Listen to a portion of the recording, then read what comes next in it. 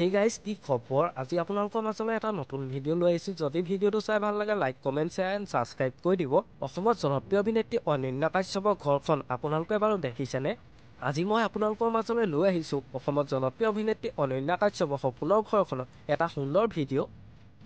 আহকচোন আমি ভিডিঅ'টো দেৰি নকৰি আজি আৰম্ভ কৰোঁ।